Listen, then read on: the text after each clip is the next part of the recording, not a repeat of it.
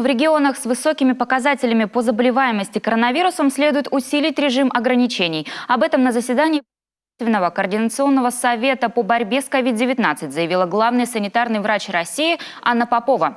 Самое популярное сегодня ограничение – запрет на проведение зрелищно-развлекательных мероприятий в ночное время, режим дезинфекции, а также ограничения для лиц старше 65 лет и больных хроническими заболеваниями. Впрочем, отсутствие административных санкций практически сказывается на показателях заболеваемости.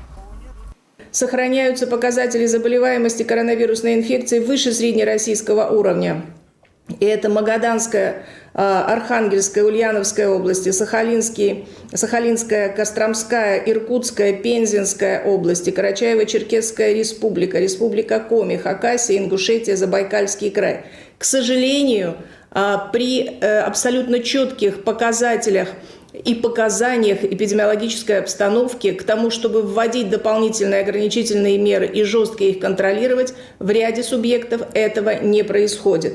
Поэтому необходимо усилить режим ограничений и контроль за исполнением этих ограничений в тех субъектах, где показатели заболеваемости суточные, где показатели распространения инфекции значительно выше среднероссийских уровней. Спасибо большое, Михаил Владимирович.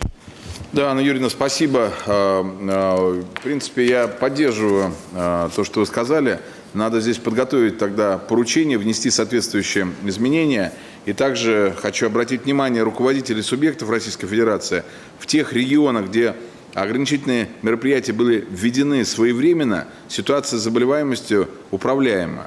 Система здравоохранения справляется, и люди в полном объеме получают необходимую помощь. Однако не все руководители субъектов Российской Федерации воспользовались своими полномочиями по введению ограничительных мероприятий.